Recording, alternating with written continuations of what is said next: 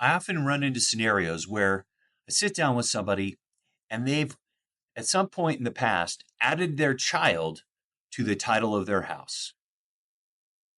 Hi, I'm Skip Reynolds with Skipton Law, Estate Planning, and Elder Law here in the Denver metro area. And my statement to somebody who's thinking about putting their child on their house is wait, don't do it without seeking good legal advice.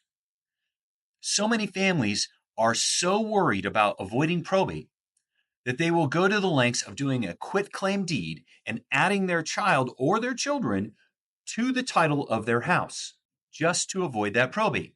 Now, it may avoid the probate, but are you aware it may create all kinds of other things that you wouldn't want to have happen?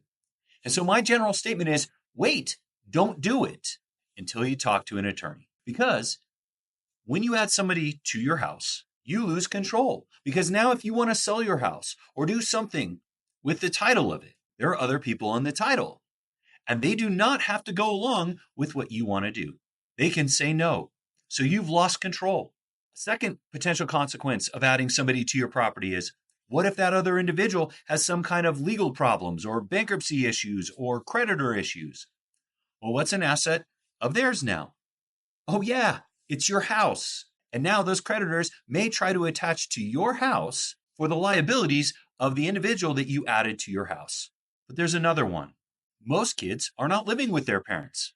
So that property that they're a co-owner of is not their primary residence. And under the tax codes, when you add somebody to your property, you are not taking advantage of any of the tax code provisions that happen when somebody dies on a capital gain asset like your house. So now, when they go to sell your house, there's a high likelihood that there may be some capital gain owed all the way back to your purchase price plus improvements. Unfortunately, the individual doesn't get it at the date of the gift value. They get it back to your purchase price plus improvements, which could mean when they sell that house, even after your death, yes, they've avoided probate. It could mean that capital gains might be owed, which would lessen the value of the estate that you just left to your family.